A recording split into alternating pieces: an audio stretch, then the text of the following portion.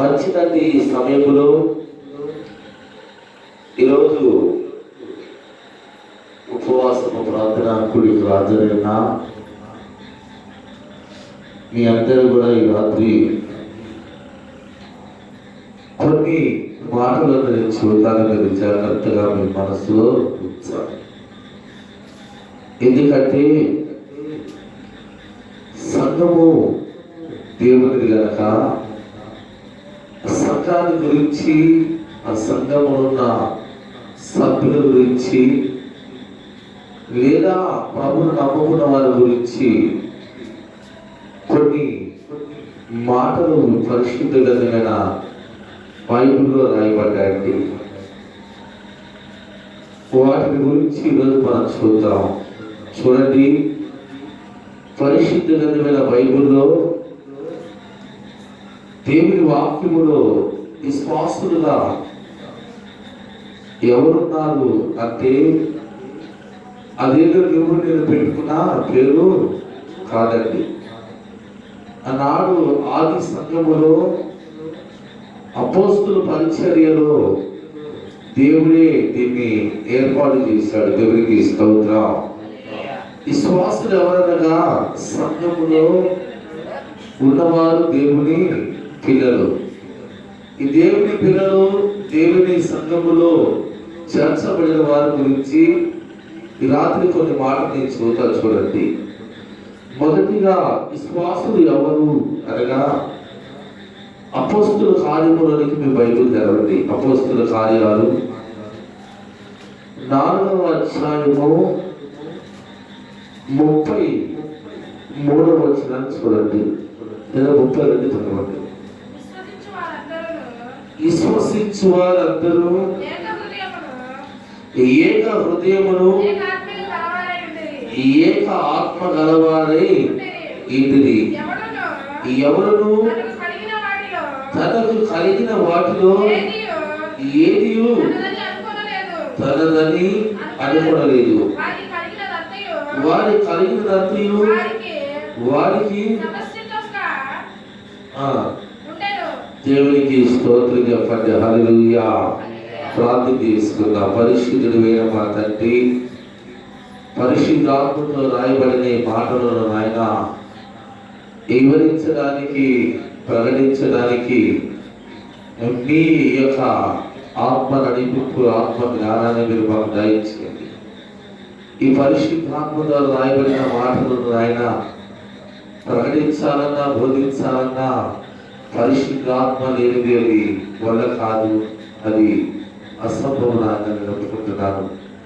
నన్ను బలపరచండి. మీ అభిషేకాన్ని నా మీద ఇచ్చి నా నోటి పూరి కాబట్టి ఈ రాత్రి మీ బిడ్డలతో మాట్లాడవాలి. ముందున్న సమయాన్ని మీ చేతులకు అప్పగిస్తూ యేసు నామములో ప్రార్థిస్తున్నాను తండ్రి, ఆమేన్. హల్లెలూయా. ఇక్కడ విశ్వసించు వారు అన్నారండి. ఎవరు? విశ్వసించు వారందరూ కూడా ఏక మనసు కలిగి ఏకాత్మ కలవారే ఇంటిది. ఎందుకంట ఈ విశ్వాసము కలిగిన వారు అంటే విశ్వాసులుగా పిలువబడుతున్న వారు, దేవుని విశ్వాసం వచ్చిన వారు, వారికి 4 మనసులు ఉండవట. ఎన్ని మనసులు ఉండవు? 4 మనసులు ఉండవు సంఘములు. వారికి సంఘములో ఒకటే మనసు ఉంటుందండి.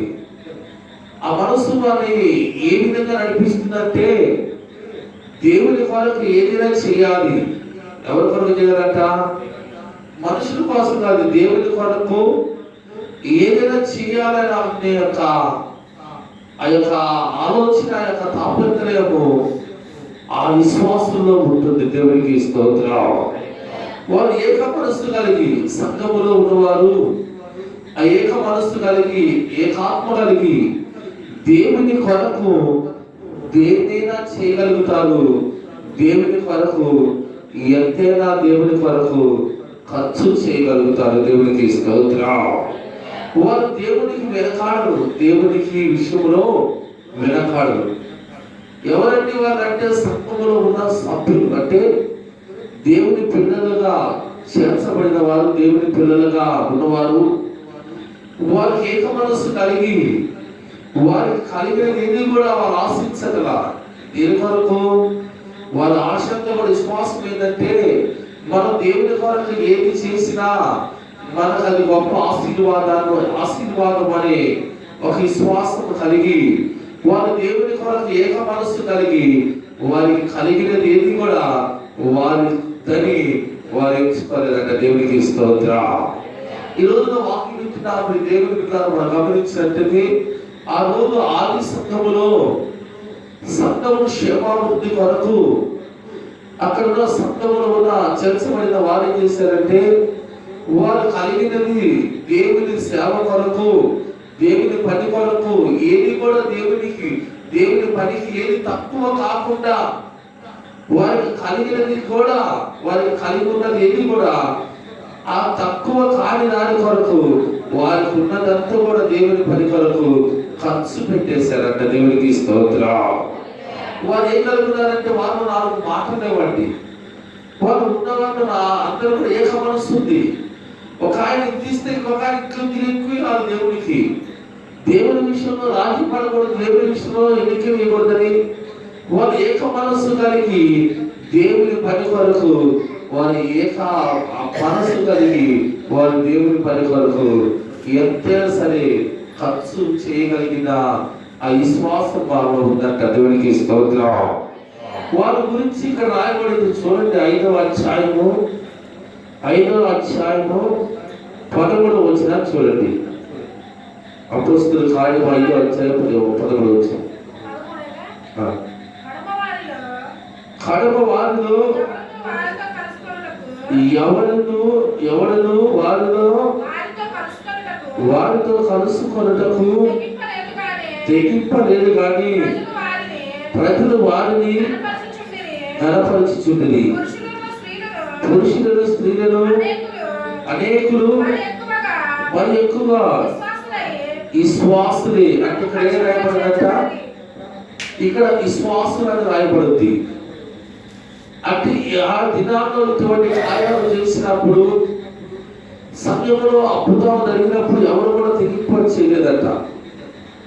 ఎందుకంటే వారందరూ కూడా ఎలా ఉన్నారంటే వాళ్ళకు ఒక వైపుకు వచ్చినట్లుగా కనిపిస్తుందండి.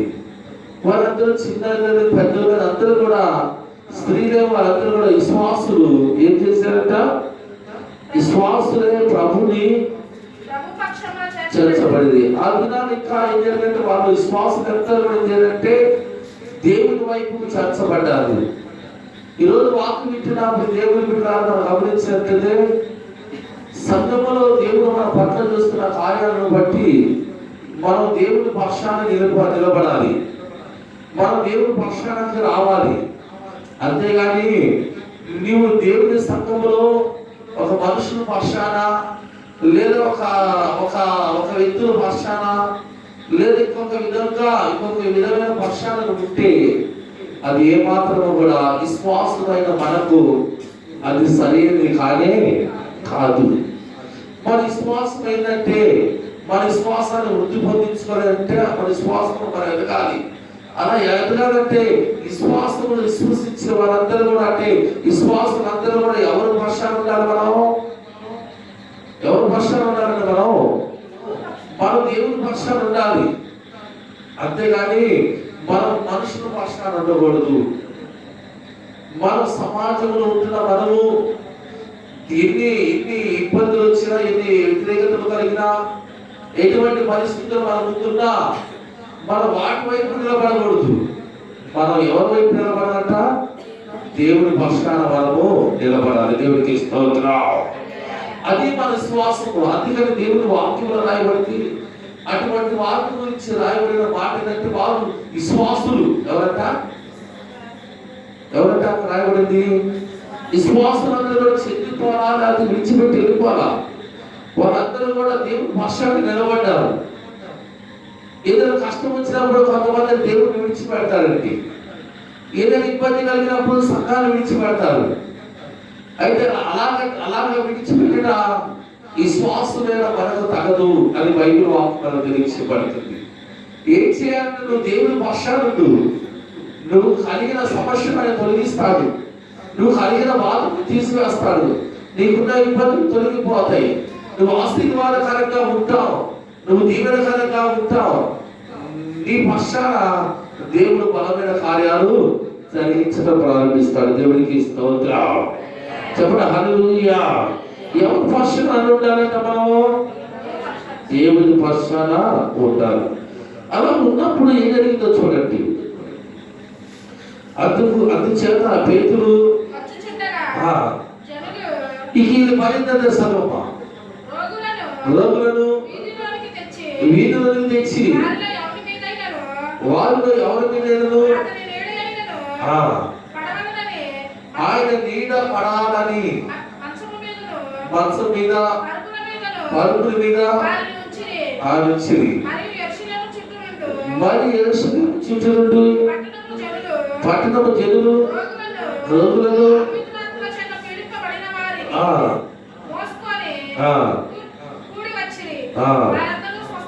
దేవునికి స్తోత్రం. హల్లెలూయా. ఇప్పుడు విశ్వాసులందరూ ఆ దేవుని పక్షానుండగా సంఘములో ఏం జరుగుతుందంట? ఆయన పేతురు గారు ఎదుగుతుండగా ఆయన నీడబడాలని ఎవరు తెచ్చారంట? మంచాల మీద మోసుకొని వచ్చారంట రోగుల్ని. ఆ నీడబడితే ఏమవుతుంది? ఆ రోగులు స్వస్థపరచబడుతున్నారు. ఆ నీడబడితే దురాత్మను పట్టిన వారికి విడుదల కలుగుతుంది. పరుపుల మీద కూడా మోసుకొని వచ్చారంట. ఎవరి కొరకు? ఆయన నీడబడటానికి. అలాగా పడిన వారందరూ కూడా ఏమవుతున్నారు? స్వస్థపరచబడుతున్నారంట. దేవునికి స్తోత్రం. వారు దేవుని పక్షాన ఉన్నారు కనుక ఇటువంటి అద్భుతమైన కార్యాలు ఆ దినంలో జరిగాయి. మనము కూడా దేవుని పక్షాన్ని మనము సంఘంలో ప్రార్థన చేస్తే దేవుడు అద్భుతమైన కార్యాలను జరిగిస్తాడని దేవునికి స్తోత్రం. అంటే విశ్వాసివి నువ్వు. ఎవరంటే నువ్వు విశ్వాసివి. నువ్వు ఎవరి పక్షాన ఉండాలి? దేవుని పక్షాన ఉండాలి. కొంతమంది విశ్వాసులు దేవుని పక్షాన ఉండరు. వారి మనసు తిరిగి దాటి ఉంటారు. వారి ఆలోచన ఎలా ఉంటే అలాగా నడుస్తారు. వారి ఆలోచన ఎటు అంటే వారు ఆ విధంగా ఆలోచన చేస్తారు. అలాగే నువ్వు వెళ్ళటం వలన, నువ్వు దేవుని పక్షాన ఉండకపోవడం వలన నీవు విశ్వాసివా అనే మాట ఒకసారి మనం ఆలోచించాలి. ఇక్కడ సంఘంలో నీ పాత్ర ఏంటంటే నువ్వు విశ్వాసివి. నువ్వు దేవుని పక్షాన ఉండాలి. దేవునికి స్తోత్రం. చెప్పడం మాత్రం గట్టిగా హల్లెలూయా, హల్లెలూయా. చూడండి వాక్యం వింటారా? వినరా? మొదటిగా ఏం చెబుతున్నాను? విశ్వాసులు అంటే సంఘములో నీకున్న ప్రాధాన్యత ఏంటంటే నువ్వు విశ్వాసులు కనుక నువ్వు దేవుని పక్షము నుండి నువ్వు ప్రార్థన చేయాలి. రెండోదిగా చెబుతున్నాను చూడండి. ఎవరంట? నీకు దేవుడు ఇచ్చిన గొప్ప ప్రాధాన్యత ఏంటంటే పరిశుద్ధులు అంట. మనం ఎవరంట? నువ్వు విశ్వాసుని మళ్ళా పరిశుద్ధుడివి అని రాయబడిందండి. చూడండి అపోస్తుల కార్యము 9వ అధ్యాయము 13వ వచనాన్ని చూడండి. అందుకు అననీయ, ప్రభువా, ఈ మనుషుడు యెరూషలేములో నీ పరిశుద్ధులకు ఎంతో కీడు చేసి ఉన్నాడని అతని గురించి అనేక మంది చెబుతా వింటిని.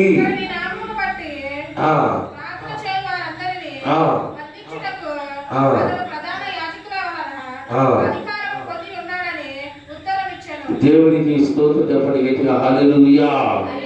ఎవరంటే యెరూషలేములో నీ పరిశుద్ధులకు ఎంతో కీడు చేయించున్నాడని అతన్ని గురించి అనేకులు చెబుతా వింటివి. అంటే ఎవరంట? ఈయన పౌలు గారండి. ఈయన సౌలుగా ఉన్నప్పుడు ఈయన దమస్కు బయలుదేరాడు. ఎవరిని చంపడానికి? అక్కడ ఎవరున్నారంట?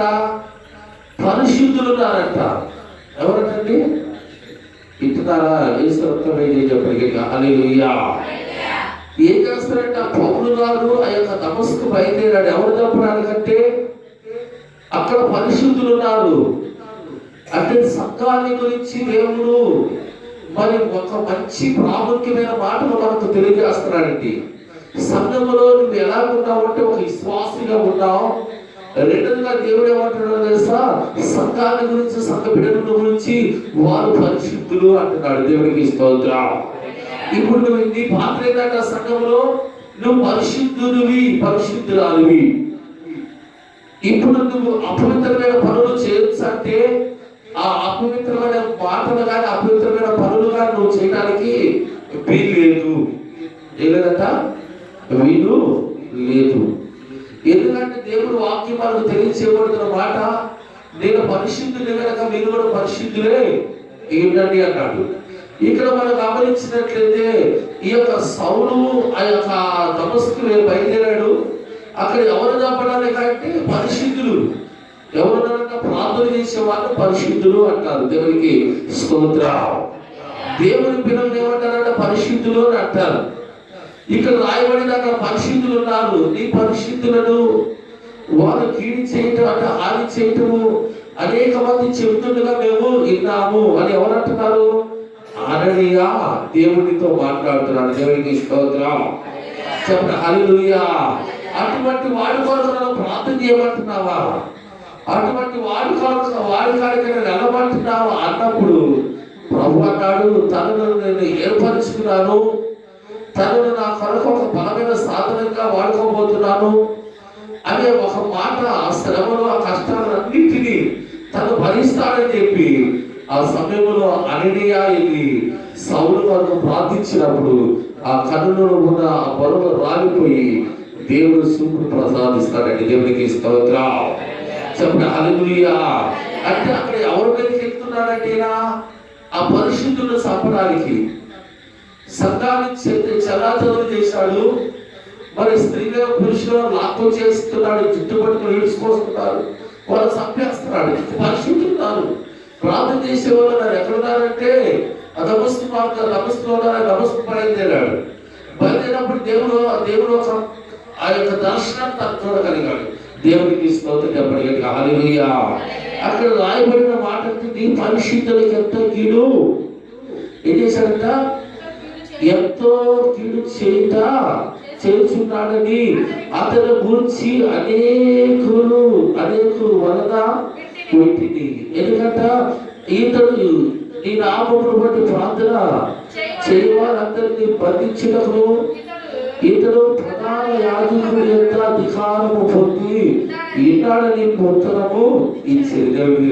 అయ్యా, ఈ మనిషి వాళ్ళందరినీ బంధించడానికి, వాళ్ళందరినీ ఇబ్బంది పెట్టడానికి ఈయన ప్రధాన యాజకుడి యొక్కకి వెళ్ళి అధికారాన్ని తీసుకొని వచ్చాడయ్యా. ఇటువంటి మనిషి పరిశుద్ధులను చంపడానికి వచ్చాడయ్యా అనే మాట అననీయ దేవునితో అంటున్నాడండి. దేవునికి స్తోత్రం. దేవుడు అక్కడ వెళ్ళి అతని కొరకు ప్రార్థన చేయన్నాడు. దేవునికి స్తోత్రం. ఇక్కడ విశ్వాసుల గురించి రాదు. అక్కడేమో విశ్వాసులు దేనికైనా అంటే వాళ్ళు ఏ శాఖమైనా చేయడానికి వెనుకాడరు. వారి విశ్వాసులు అని పరిశుద్ధ గ్రంథమైన బైబిల్లో రాయబడింది. ఇక్కడ గమనించినట్లయితే ఇక్కడ పరిశుద్ధులను కూడా ఏం రాయబడిందంట? చెప్పటమ్మా. అంటే యేసు ప్రభువు నమ్ముకున్న వాళ్ళు ఎలా బ్రతుకుతారంట? అవునా కదా? అందుకని అపోస్తలుడైన పౌలు కొరింథీయులకు రాస్తున్నాడు. కొరింథీయులకు రాసిన మొదటి పత్రిక చూడండి. కొరింథీయులకు రాసిన మొదటి పత్రిక 1వ అధ్యాయము 1వ వచనం చూడండి. కొరింథీ సంఘానికి రాస్తున్నాడు అపోస్తలుడైన పౌలు. దేవుని చిత్తము వలన యేసుక్రీస్తు యొక్క అపోస్తలుగా ఉండటానికి. అంటే ఎందుకు పిలువబడ్డావంటే నువ్వు కాబట్టి మనం ఎందుకు పిలువబడ్డావంటే దేవుని కొరకు ప్రత్యేకించబడి అపోస్తలుగా ఉండటానికి పిలువబడిన పౌలును సహోదరుడైన కొరింథీయులో ఉన్న దేవుని సంఘములకు అనగా క్రీస్తు యేసునందు పరిశుద్ధపరచబడిన వారే పరిశుద్ధులుగా ఉండుటకు పిలువబడిన వారికి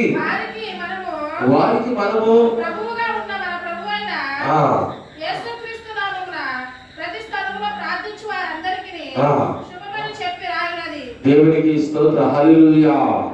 దేని కొరకు పిలువబడిన వారంటే వీళ్ళు పరిశుద్ధులుగా ఉండటకు పిలువబడిన వారు. ఇదేదో ఒక ఆశగా లేదా ఏదైనా ఏదో వస్తున్నా పోతున్నా అనటానికి నువ్వు మందిరానికి రానక్కర్లేదండి. ఎందుకంటే నేను పిలిచిన దేవుడు గొప్పవాడు. ఆయన నేను ఎందుకు వచ్చాడు తెలుసా? పరిశుద్ధులుగా ఉండటానికి, పరిశుద్ధులుగా నేను పిలిచాడు ఆయన. అంటే నువ్వు పరిశుద్ధంగా జీవించడానికి, పరిశుద్ధమైన జీవితాన్ని కొనసాగించడానికి, పరిశుద్ధులమైన మనము ఆయన సన్నిధిలో ప్రార్థన చేయటానికి. ఇది పరిశుద్ధులుగా ఉంటారు. అంటే వారు పరిశుద్ధులుగా, ఈ పరిశుద్ధత అనేది ఆయన మనకు అనుగ్రహించిన గొప్ప వరం అండి. దేవునికి స్తోత్రం. హల్లెలూయా. నువ్వు పిలువబడ్డావు. దేని కొరకు పిలువబడ్డావు? పరిశుద్ధంగా బ్రతకడానికి పిలువబడ్డావు, పరిశుద్ధంగా జీవించడానికి పిలువబడ్డావు, పరిశుద్ధంగా మాట్లాడడానికి పిలువబడ్డావు. నీవు నీ యొక్క నడక, నీ యొక్క ప్రవర్తనలో ఏం కనిపించాలంట? పరిశుద్ధతే కనిపించాలి. దేవునికి స్తోత్రం. మనం గమనించినట్లుగా మన జీవితాలు, గతంలో మన జీవితాలు మన భయంకర అంధకాల సంబంధమైన చీకటండి. మనం మంచి లేదు, మానవత్వం లేదు, మంచితనం లేదు. మంచి చేసే మనసు కూడా మంది కానే కాదు. ఆ భయంకరమైన పాపపు సంబంధమైన జీవితంలో, ఆ భయంకరమైన పాపపు ఊబిలో, ఆ యొక్క బురద గుట్టలో, ఆ పాపపు గుట్టలో, బురద గుట్టలో నీవు పడి ఉండగా ఆయన నీకు చేయించి నిన్ను పైకి లేవనెత్తాడండి. దేవునికి స్తోత్రం. నువ్వు మురికి గుట్టలో పడిపోయావు, పాపపు గుట్టలో పడిపోయావు, నీవు పాపపు బంధకాల్లో బంధించబడ్డావు. నీ జీవితంలో ఎప్పుడు చూస్తున్నా పాపమే తప్ప మంచి అనేది ఏమాత్రం కూడా కనిపించరా. దేవుడు నువ్వు మనుషులు నిన్ను చూసి చానేటట్లు మనం జీవించావు. ఈరోజు మనుషులందరూ నిన్ను గౌరవిస్తున్నారే, మనుషులందరూ నిన్ను ప్రేమిస్తున్నారే, మనుషులందరూ కూడా రెండు చేతులెత్తి వందనాలు చెబుతున్నారే. దేనికని అలా చెబుతున్నారంటే ఆయన నీ జీవితాన్ని, ఆ పాపపు సంబంధమైన జీవితాన్ని తొలగించి పరిశుద్ధమైన జీవితాన్ని ఆయన నీకు అనుగ్రహించాడండి. దేవునికి స్తోత్రం. ఇప్పుడు నువ్వు పరిశుద్ధురాలు కనుక మరలా పాపము గూతులో పడకూడదు, మరలా పాపము ఊబిలో పడకూడదు, మరలా అంధకార సంబంధమైన పాపము సంబంధమైన జీవితాన్ని నువ్వు కొనసాగించకూడదు. ఇక నువ్వు జీవించాల్సింది ప్రభు కొరకే, నువ్వు బ్రతకాల్సింది ప్రభు కొరకే. నువ్వు ప్రభు కొరకు తీర్మానం చేసుకొని నువ్వు పరిశుద్ధురాలుగా ఆయన కొరకు, ఆయన సన్నిధిలో నువ్వు ప్రార్థన చేయాలి. అట్లుగా దేవునికి స్తోత్రం. హల్లెలూయా. ఒక రోజున బాగా వెళ్ళి ఆ యుద్ధము చూడండి. ప్రకటన గ్రంథము 13వ అధ్యాయం. జాగ్రత్తగా వాకు వినాలి. వస్తున్నారు ఇద్దరు కళ్ళు కనిపిస్తమే. 13వ అధ్యాయము 7వ వచనం చూడండి. మరియు పరిశుద్ధులతో యుద్ధము చేయును, వారిని జయించును, దానికి అధికారము ఇవ్వబడును.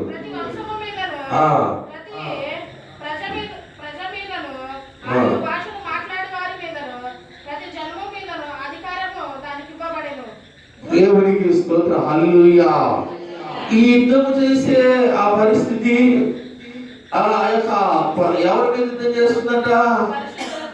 ఇప్పుడు పరిశుద్ధుల మీద యుద్ధం. ఎవరి మీద అండి? చెప్పండి. చెప్పండి. హల్లెలూయా. చెప్పండి. హల్లెలూయా. ఎవరి మీద యుద్ధం అంట? పరిశుద్ధుల మీద యుద్ధం అంట. ఇప్పుడు ఆ యొక్క ప్రకటన గ్రంథంలో రాయబడిన మాటలు మనం గమనించినట్లయితే ఆ యొక్క పూర్వముఖము యుద్ధము చేస్తుంది అని రాయబడింది. అది ఎవరి మీద యుద్ధం చేస్తుందంటే, ఎవరి మీద చేస్తుందంటే పరిశుద్ధుల మీద యుద్ధము చేస్తుందంట. దేవునికి స్తోత్రం. ఈ రోజున పరిశుద్ధులుగా పిలువబడిన వారు జాగ్రత్తగా ఉండాలి. ఎలా ఉండాలండి? జాగ్రత్తగా వినాలి. ఎందుకంటే సాతానుడు మొట్టమొదటిగా యుద్ధం చేసింది ఎవరి మీదంటే నీ మీదే.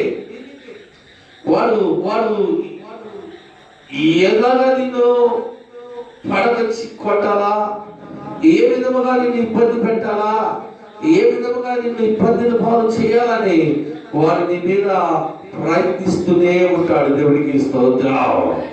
అందుకని మన వాక్యం మనకు తెలియచేయబడుతున్న మాట, మన పరిశుద్ధులుగా పిలవబడిన మనం ఎలా ఉండాలంట,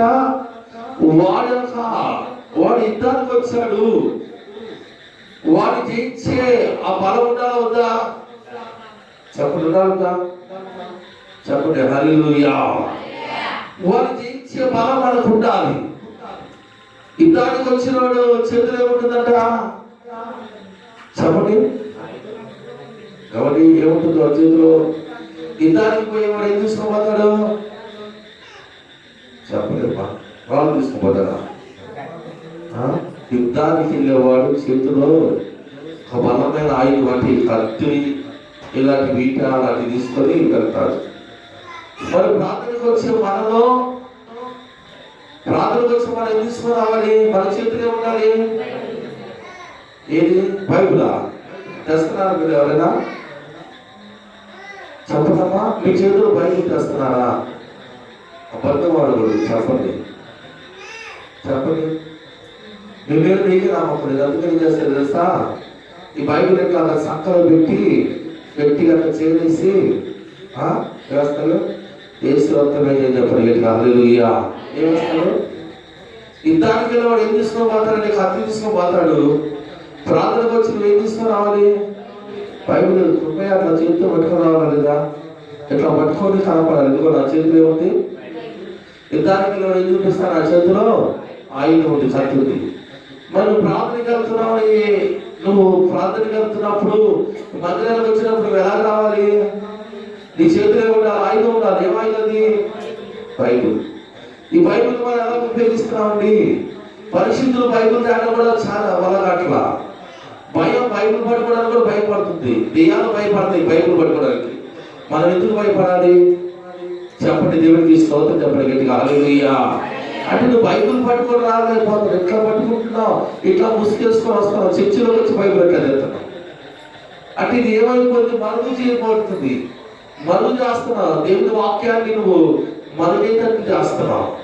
అంటే నువ్వు దేవుని వాక్యాన్ని ఎలా ఉందంటే నీవు దేవుని అపవాదిని జయించాలంటే నీవు చేతిలో ఆయుధము ఉండాలి. ఏ ఆయుధం అది?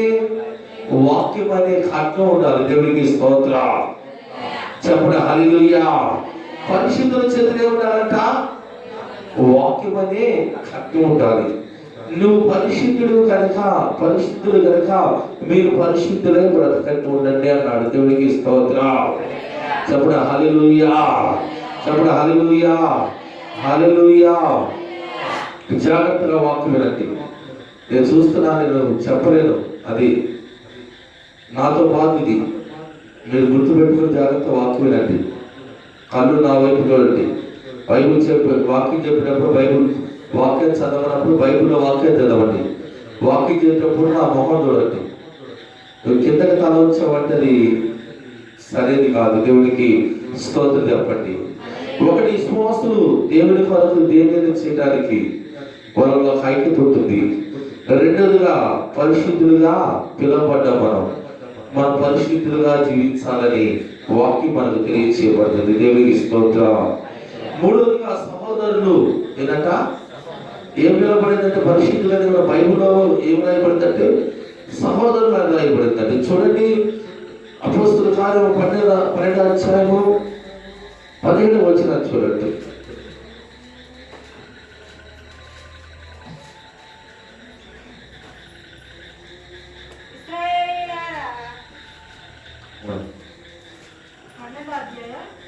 పన్నెండవ అధ్యాయము 17వ వచనం.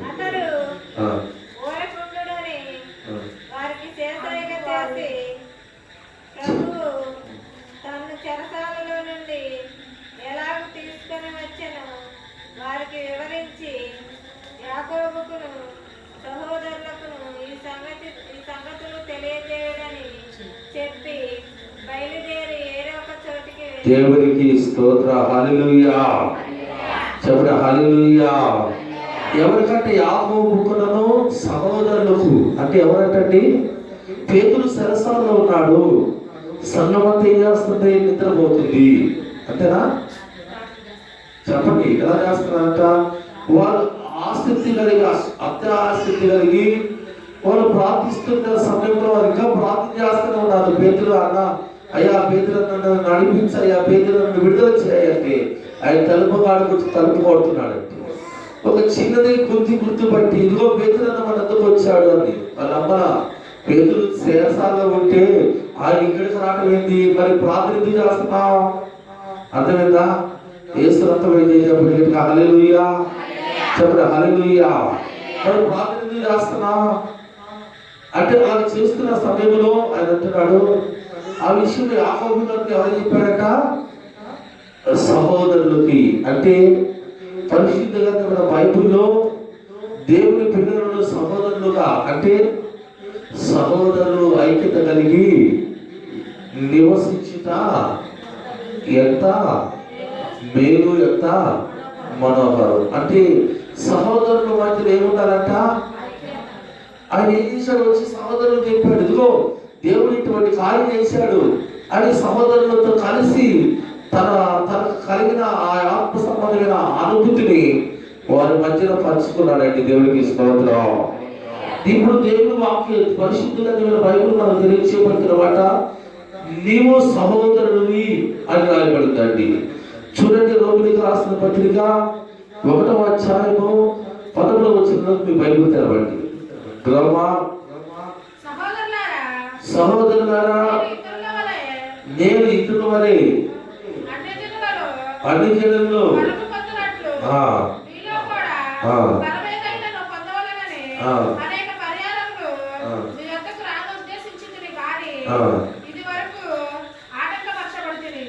దేవునికి స్తోత్రం. హల్లెలూయా.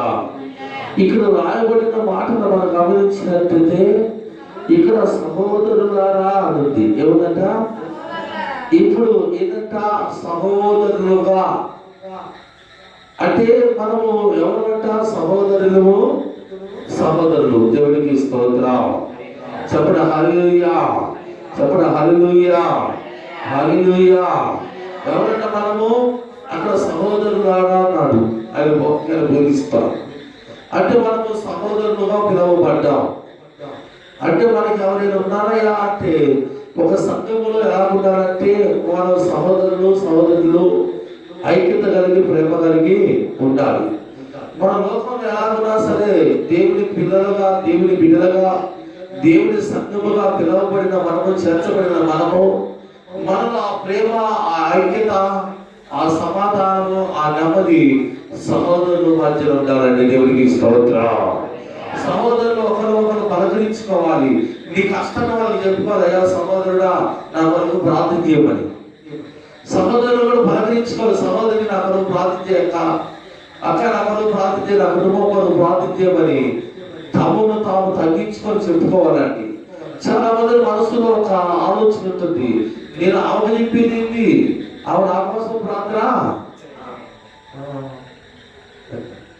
తగ్గింపు కలిగిన మనసేనా? నువ్వు ఎప్పుడైతే నువ్వు తగ్గించుకుంటావో, నీకన్నా తక్కువ స్థితిలో ఉన్న వాళ్ళను ప్రార్థన చేసే వాళ్ళన్నా నా కొరకు ప్రార్థన చేయమని అడుగుతావో, నీ తగ్గింపుని ఎవరు చూస్తారంట? యేసయ్య చూస్తారండి. దేవునికి స్తోత్రం. చెప్పండి హల్లెలూయా. ఇలాగ సహోదరులు ఎలా ఉండాలంటే ఐక్యత కలిగి ఉండాలి. సంఘములు సహోదరులు ఐక్యత కలిగి ఉండాలి.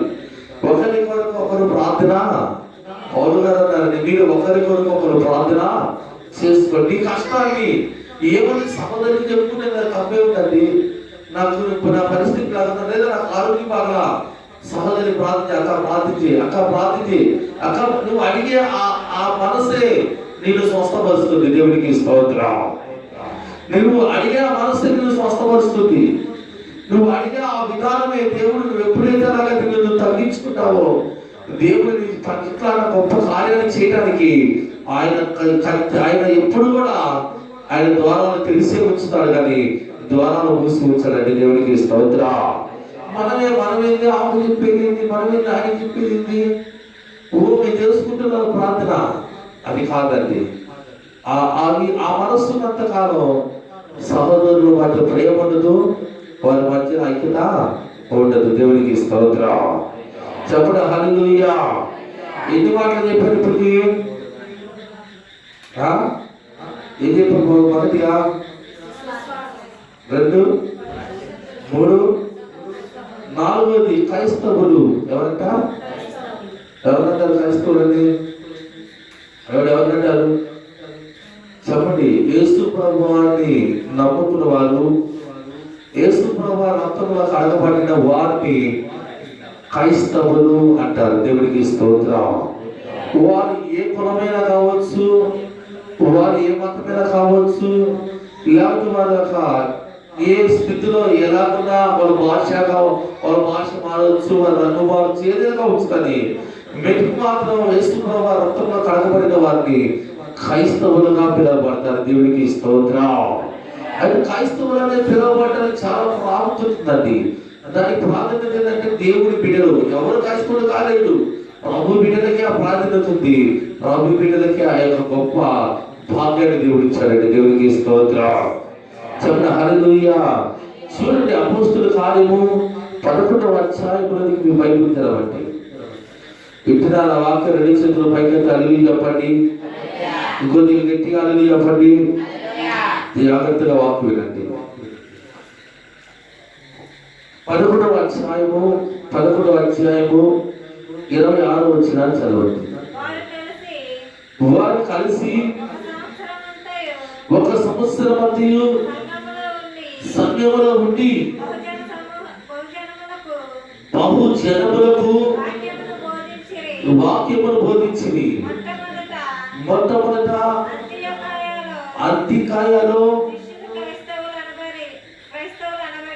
శిష్యులు ఇప్పుడు ఏమన్నారంటే అక్కడ, ఇప్పుడు యేసు ప్రభువారు శిష్యులని అంటారు, వారిని క్రైస్తవులుగా పిలుస్తారంటే. ఇంకెవరు పిలవరు ఆ మాట. ఒక హిందువుడు ఉన్నాడు. మాకు మా సంఘంలో ఒక హిందువులు ఆయన ఉన్నాడు. ఆయన అయ్యా మీ కులం ఏంటంటే కదా, మా కులం క్రైస్తవులు అయ్యా అన్నాడు. ఏంటంట? ఇది ఎవరంటే మేము క్రైస్తవులు అన్నాడు. ఇది ఎక్కడ కులం? కొత్త కులం లాగుంది, క్రైస్తవులు ఏంటండి అన్నాడు. మమ్మల్ని కూడా అప్పుడప్పుడు అడుగుతారు, మీ కులం ఏంటంటే అంటాడు. మా కులం సేవకుల కులం అని అంటాం. ఏ కులం? మేము యాజకులు, సేవ చేసేవాళ్ళు సేవకు కులం. వారి కుల మత భేదాలు మాలో ఉండకూడదు. క్రైస్తవులని పిలువబడిన వాడు ప్రత్యేకించబడిన వాడు కనుక ఆ పేరు చాలా ప్రాముఖ్యమైందండి. దేవుడికి స్తోత్రం. ఆ మాట ఎవరిని బట్టి రాయబడిందంట? యేసు ప్రభువు శిష్యులను క్రైస్తవులుగా పిలువబడ్డారు. దేవునికి స్తోత్రం. నీవు నేను కూడా ఎవరుగా పిలువబడాలి? క్రైస్తవుడుగా పిలువబడాలి. మీరు ఎవరంటే మేము ఫలానా అనాల్సిన పని లేదు. ఎందుకంటే మేము క్రైస్తవులు అండి. దేవుడు నమ్ముకున్న క్రైస్తవులు మేము, క్రైస్తవులు పిల్లలు మేము, యేసు ప్రభువు పిల్లలు మేము, క్రైస్తవులు మేము అనాలి. ఇక వ్యక్తిగతంగా మనకు సంబంధించిన మనుషులైతే మనకు తెలుసు. ఎవరు అడుగుతారా? ఎక్కడికైనా పోతేనే కదా నేను అడిగేది. అంతేనా కాదా? చెప్పండి. హల్లెలూయా చెప్పండి. హల్లెలూయా. ఇప్పుడు నిన్ను గురించి తెలిసిన వారు ఎవరైనా నీ కులం అడుగుతారా? నువ్వు ఎక్కడికైనా వెళితే అమ్మా మీరు ఎవరని అడుగుతారు. అప్పుడు నువ్వేమనాలి? కొంతమంది తెలియకయ్యా మేము ఫలానా అంటాడు. కొంతమంది ఏమంటారు? అసలు క్రైస్తవులు అంటే అంటాం. అసలు క్రైస్తవులు అంటే ఎవరండి మీరంటే అని అడిగేవాళ్ళు ఉన్నారు. మళ్ళా అడుగుతారు. అడిగినప్పుడు నువ్వేం చెబుతా? ఏమో నాకే తెలుసు అంటావా? చెప్పండమ్మా. ఏమో మాకే తెలుసు అండి, క్రైస్తవులు అనమన్నాడు భాస్కర్ గారు అన్నాం అంతే. ఎవరు పడతారు? భాస్కర్ మీద పడతారు. అది కాదండి. ఏమన్నా మేము క్రైస్తవులు అండి. ఎలాగయ్యారు క్రైస్తవులు? వారివి యేసు ప్రభువు రక్తంలో కడగబడ్డామండి. మేము యేసు ప్రభువు బిడ్డలం, మేము క్రైస్తవులు అన్నప్పుడు వాళ్ళు బాగా మాట్లాడడానికి అవకాశము లేదు. ఎందుకంటే నువ్వు దానికి ప్రశ్నకు జవాబు ఇచ్చావు. యేసు ప్రభువు బిడ్డలే క్రైస్తవులు కానీ ఇక క్రైస్తవులని పిలవబడిన వారే ఉండరండి. దేవునికి స్తోత్రం. ఒక సంవత్సరం రాయబడింది, క్రైస్తవులని చెప్పుకుంటూ సిగ్గుపడద్దు. శ్రమలు వస్తాయి, కష్టాలు వస్తాయి. కొంతమంది దేవుని పిల్లలని చెప్పుకోవడానికి సిగ్గుపడతారండి. అవసరం లేదు. మనకు గొప్ప దేవుడు ఆయన. ఆయన గురించి చెప్పుకోవడానికి ఆయన మనకి ఇచ్చిన ప్రాధాన్యతని అందరికీ చెప్పాలి, కానీ దాచిపెట్టకూడదు. దేవునికి స్తోత్రం. చెప్పండి హల్లెలూయా. నాలుగోది ఏంటంటే నువ్వు క్రైస్తవుడుగా పిలవబడుతున్నావు. దేవునికి స్తోత్రం. చెప్పండి హల్లెలూయా. చెప్పండి హల్లెలూయా. 26వ అధ్యాయము, అదే అపోస్తలుల కార్యము 26వ అధ్యాయము 28వ వచనాన్ని చదవండి. అందుకు అగ్రిప్ప, ఇంత సులభముగా నన్ను క్రైస్తవుని చేయజూచుచున్నావే అని పౌలుతో చెప్పాను. అందుకు పౌలు సులభముగాను దుర్లభముగాను తమరు మాత్రము కాదు, నేను నా మాట వినునందు వారందరూ ఈ బంధకములు తప్ప నా వలనే ఉన్నట్లు దేవుడు అనుగ్రహించిన గాక అని. దేవునికి స్తోత్రం. హల్లెలూయా. పౌలు గారు ప్రసంగిస్తున్నప్పుడు వారు మేధావులు, గొప్పవారు అనుకుంటున్న వారు ఆ మాటలు వింటూ పౌలు గారు పెద్దగా అరుస్తాడండి. పైనుంచి చదువుకుని మీకు అర్థమైంది. అలా అరిసినప్పుడు వాడు అంటాడు వెలివాడు అంటాడు పౌలు గారు. నేను వెలివాడిని, చాలా తెలియగలిగిన వాడిని, చాలా గొప్పవాడిని, నేను మాట్లాడుతున్న రాజు కూడా మాట్లాడు. అటువంటి స్థితిలో నేనెట్లాగా అన్నప్పుడు ఆ రాజు అంటాడట, నీవు నన్నంత త్వరగా క్రైస్తవులుగా చేయాలని అనుకుంటున్నావా? అంటే నీ మాటలు వింటూ వలన, నువ్వు చెప్పిన మాట విని నేను కూడా క్రైస్తవులుగా మారాలా? యేసు రక్తం ఏంటి చెప్పండి గట్టిగా హల్లెలూయా. చెప్పండి హల్లెలూయా. నన్ను కూడా క్రైస్తవులుగా మారుస్తావా?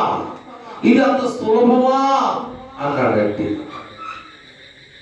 వింటున్నాను. వాక్యాన్ని మీకు అర్థమవుతుందా? ఈ గొప్ప వాళ్ళు అనుకుంటున్నారు, అదేదో చిన్న మాటలాగా అనుకుంటున్నారు. పౌలు గారు అంటున్నాడు క్రైస్తవుడు అనే మాటకి చాలా గొప్ప ప్రాధాన్యత ఇచ్చాడు. దేవునికి స్తోత్రం. దేవుని వాక్యం వింటున్న మనం ఆలోచించాలి. చాలా మంది అంటారు మమ్మల్ని కూడా మీ మతంలోకి తెచ్చుతున్నావే, మమ్మల్ని కూడా మీ మతంలోకి లాగుతున్నావే. నేను మొన్ననే దిగాను. ఎక్కడ బాగా దిగావా? ఎక్కడ దిగావా? మొన్ననమ్మ నేను దిగాను. మొన్ననమ్మ ఏది దిగేది? ఇది ఒక ప్రాధాన్యతమైనది కాదు. యేసు ప్రభువు తను ఏర్పరచుకున్న వారిని గురించి అన్నాడు, వారు క్రైస్తవులుగా పిలవబడతారు. దేవునికి స్తోత్రం. దేవుని పిల్లలు క్రైస్తవులుగా పిలవబడతారండి. అది ఏ కులమైనా కావచ్చు, ఏ మతమైనా కావచ్చు, ఏ జాతి అయినా కావచ్చు, కానీ అన్ని అందరూ ఎక్కడ చూసినా క్రైస్తవులు అనే మాట దేవుని యొక్క పిలుపు, దేవుని మాట. దేవునికి స్తోత్రం. చెప్పండి హల్లెలూయా. 5గా చెబుతున్నా ఏర్పరచబడిన వారు ఎవరంట? చెప్పండి అమ్మ. యేసు రక్తం చెప్పండి గట్టిగా. దేని వరకు ఏర్పరచబడ్డా? చూడండి మార్కు సువార్తలోనికి మీ బైబిల్ తెరవండి. మార్కు సువార్త 13వ అధ్యాయము 27వ వచనం చదవండి. సరే 24 చదవండి. ఆ దినములలో ఆ శ్రమ తీరిన తర్వాత ఏ కమ్ముతుందంట? చీకటి సూర్యుని కమ్ముతుంది, చంద్రుడు తన కాంతినివ్వడు, ఆకాశం నుండి నక్షత్రాలు రాలును, ఆకాశమున్న శక్తులు కదిలింపబడును.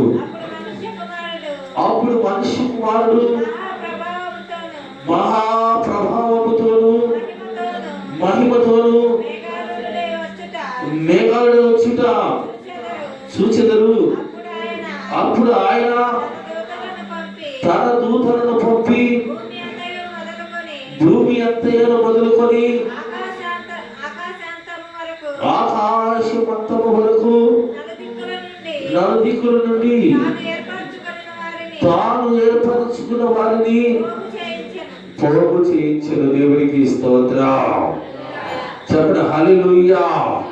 ఎవరిని పోగు చేయిస్తాడంట?